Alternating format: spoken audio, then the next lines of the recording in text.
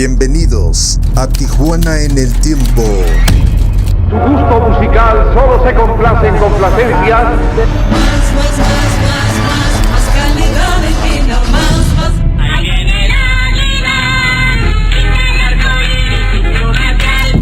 Pinturas cromas crean belleza como la naturaleza. Lo mejor de lo mejor. Florian.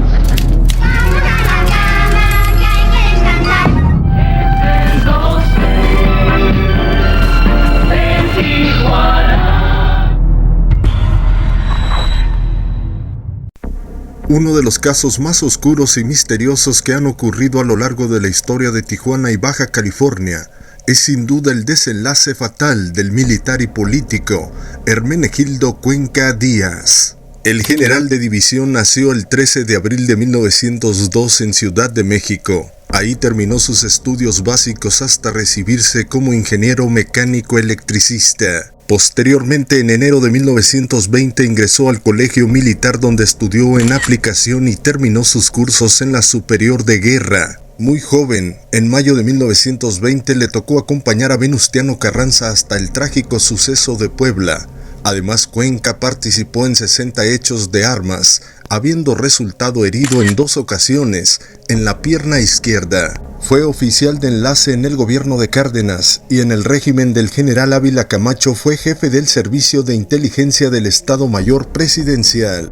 El hombre siempre desempeñó altos cargos militares en diferentes regiones del país. Fue nombrado ciudadano de Tlaxcala por decreto de la legislatura de aquel estado. Por méritos propios militares recibió 30 condecoraciones de los gobiernos de diferentes estados, entre ellos Francia, quien le otorgó la Orden Nacional del Mérito en grado de gran oficial, y Luis Echeverría lo distinguió como general de 4 estrellas del ejército mexicano.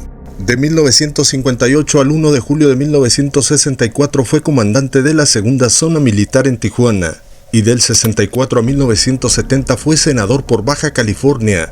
Fue ministro, secretario de la Defensa Nacional del 1 de diciembre del 70 al 30 de noviembre de 1976 durante el sexenio de Echeverría. Además, Cuenca Díaz era escritor y promotor deportivo, pero todo este currículum sería manchado ya después de muerto, debido a las investigaciones que saldrían a la luz y donde se hablaba de actos de horror autorizados por Cuenca. En noviembre de 1976, antes de terminar el gobierno de Luis Echeverría, este se adelantó al proceso y destapó como candidato a la gobernatura de Baja California por el tristemente célebre partido político tricolor, al general Hermenegildo Cuenca Díaz. Esto causó sorpresa y coraje en la cofradía política de la región y hasta en López Portillo, ya que según estos el destape había sido una traición, además de que ya se tenía otros prospectos que según ellos eran más sólidos y populares en los sectores priistas. A pesar de la controversia, el 5 de diciembre del 76 se hizo oficial en Mexicali el registro de Cuenca Díaz como candidato. Los 3 sectores del PRI lo registraron ante el delegado nacional del Comité Ejecutivo Central de dicho partido. El general tenía gran apoyo de la gente, de los sindicatos obreros y campesinos del estado, además de la Asociación Civil General Sánchez Taboada. Para el día 14 de diciembre de aquel año, Cuenca fue formalmente nominado como candidato a gobernador de Baja California. Tenía el respaldo absoluto y total de los jerarcas del PRI estatal y nacional. El 9 de enero de 1977 comenzaría su gira por todo el estado. Durante las semanas siguientes el general tenía ya su plan de trabajo que trataba temas como el fomento a la explotación de la pesca, atraer turismo, exploraciones mineras, incremento de la agricultura y ganadería, fuentes de trabajo, educación, incremento en los deportes, seguridad pública de calidad y apoyo a los más pobres. Cuenca hacía énfasis en que no dejaría instalar casinos en Baja California y que combatiría energéticamente el contrabando de armas y de drogas en el estado. A la par de todo esto, se comenzaron a formar grupos y hasta un partido político contra el general, con gente del mismo bando priista, pero disfrazados de opositores. Estos hacían manifestaciones mostrando su inconformidad por el político militar. Una de las que más participó en la Guerra Sucia fue la unión espontánea de ciudadanos inconformes y en contra de imposiciones arbitrarias. También abiertamente el entonces exdiputado al Congreso local Guillermo Caballero Sosa decía que Cuenca Díaz no reunía los requisitos que fijaba la Constitución Federal y la estatal para que pudiera ser candidato, ya que afirmaba que el general tenía pocos meses residiendo en Tijuana y que ésta violaba el inciso B del artículo 115 constitucional, además de que para él y miles, Cuenca era un hombre que no aceptaba críticas y que Baja California debía ser para un político local. Para marzo de 1977 los ataques contra el militar aumentaron.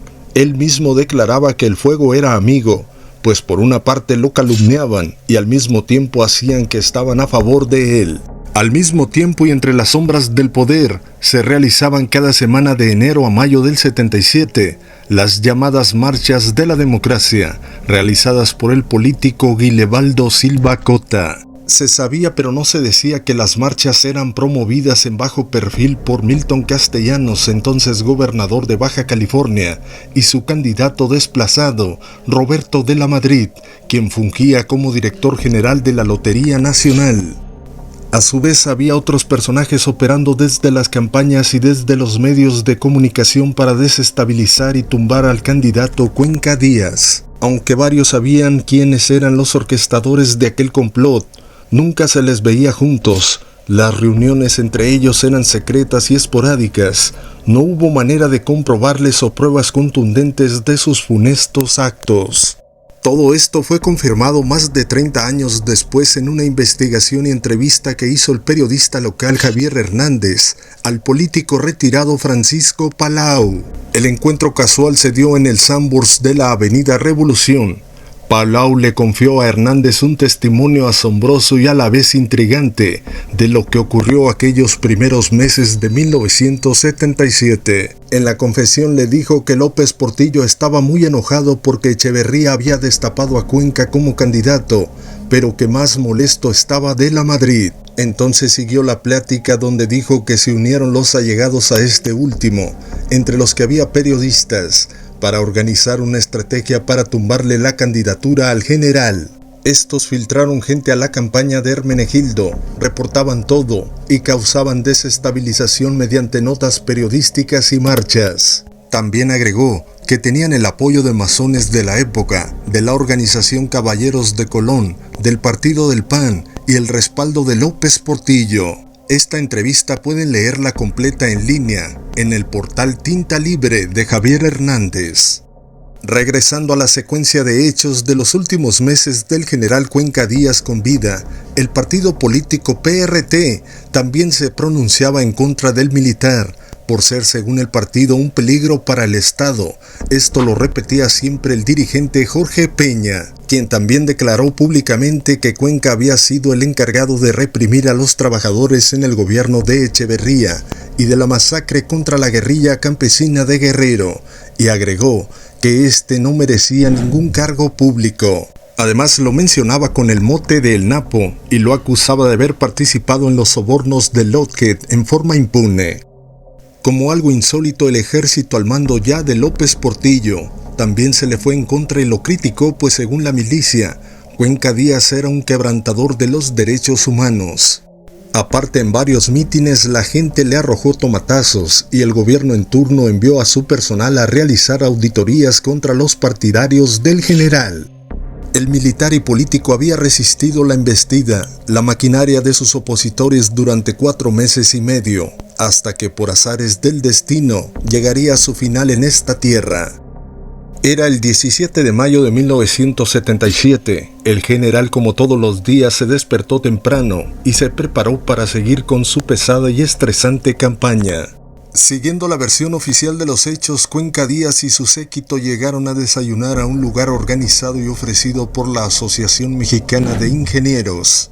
Según las declaraciones posteriores de los testigos, el candidato se veía tranquilo y optimista, pero a la vez se le podía percibir un poco cansado, pues pidió a sus colaboradores decir un discurso por él. A las 10 de la mañana, después del desayuno, el general se trasladó a las oficinas del comité de campaña, ubicado en la avenida Río Suchiate. Ahí atendió a diversas personas y grupos, además dio 2 audiencias. A la 1 de la tarde de aquel 17 de mayo, Cuenca Díaz salió de las oficinas para trasladarse a su casa con ubicación en la avenida Las Américas del fraccionamiento El Paraíso. Ya eran las 5 de la tarde y el general dio su última orden. Según el testigo dijo: busquen a José Luis Noriega, lo necesito. 1 hora después de aquella orden, Hermenegildo Cuenca Díaz estaba muerto. Los testigos habían dicho que una insuficiencia cardíaca había acabado con su vida. De inmediato el delegado priista llegó a la casa del general, pero ya lo encontró sin vida. En medio de la confusión, Noriega tuvo comunicación a las 6:30 de la tarde con el presidente del Comité Ejecutivo Nacional del PRI, Carlos Ansores, a quien le dijo: el general Cuenca Díaz acaba de fallecer de un ataque al corazón. Misteriosamente, Noriega ocultó el suceso hasta las 10 de la noche, cuando salió a declarar públicamente el fallecimiento del candidato. Fue en ese momento que la noticia se expandió por todo Tijuana, Baja California y México. Lo que se sabe de los últimos minutos con vida del general fue lo que declaró José Luis Noriega. Este mencionó que Cuenca Díaz había fallecido sentado en un sillón frente a por lo menos 5 personas de sus colaboradores. Diferentes versiones del caso comenzaron a inundar las noticias. Primero se dijo que el candidato había muerto saliendo del desayuno. Esto fue rápidamente silenciado. Otros testigos dijeron que el general había comentado que después del desayuno se sentía cansado. Esto también fue acallado. Por su parte, a las 2 de la mañana del día 18 de mayo, unas pocas horas después de su fallecimiento, fueron velados los restos de Cuenca en la funeraria San José. Su cuerpo fue colocado en un ataúd color dorado. El hombre lucía un traje azul oscuro, camisa blanca y una corbata rayada a 3 colores. El velorio fue fugaz hasta las 4 de la mañana, cuando apenas se habían presentado unas 400 personas al funeral. Aumentando las dudas y el misterio en este caso, fue enviado desde Ciudad de México a Tijuana el médico militar Aurelio Palmarés y el jefe del Comité Olímpico Mexicano en turno, Mario Vázquez Raña. Este par llegó con la orden estricta de recuperar y llevarse el cuerpo del exmilitar y político a la capital del país. En un avión DC-6 los restos mortales de Cuenca fueron trasladados a Ciudad de México. Un pelotón del 5º Batallón le hizo honores en el aeropuerto de Tijuana. Al final el político fue sepultado y se le despidió con honores militares. Otro dato de este caso fue que al general Hermenegildo no se le hizo la necropsia de ley, por lo que nunca se supo la causa oficial de su muerte. Una hija de este denunció dicha irregularidad, pero la mujer no fue atendida y más aún, fue amenazada. Mientras tanto, el partido del PRI en Baja California pensaba en su sucesor. Se mencionaban personajes como De la Madrid, Bailón, Martínez Manatut y Arbizu. Al final, el 20 de mayo se decidieron por el que ya se sabía, De la Madrid.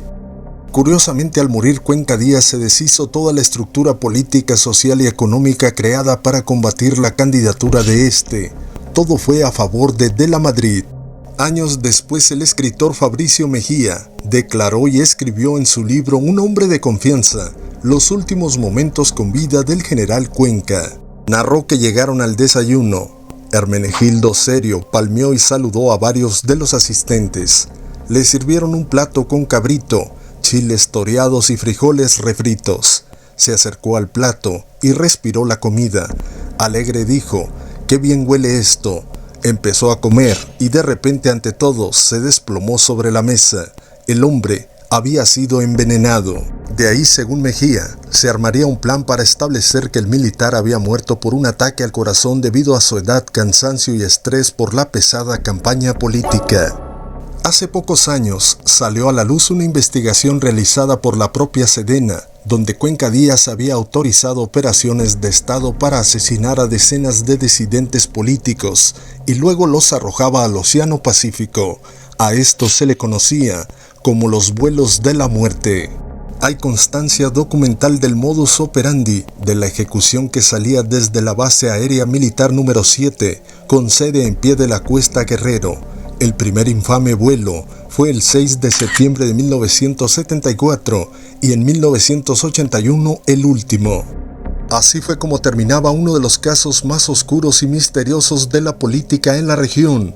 que pudo haber acabado con la vida de un hombre y que puso de manifiesto lo terrible que puede ser el ser humano por la avaricia y el poder. Para más contenido, sígueme en mis redes sociales como Tijuana en el Tiempo, la historia viva de nuestra Tijuana.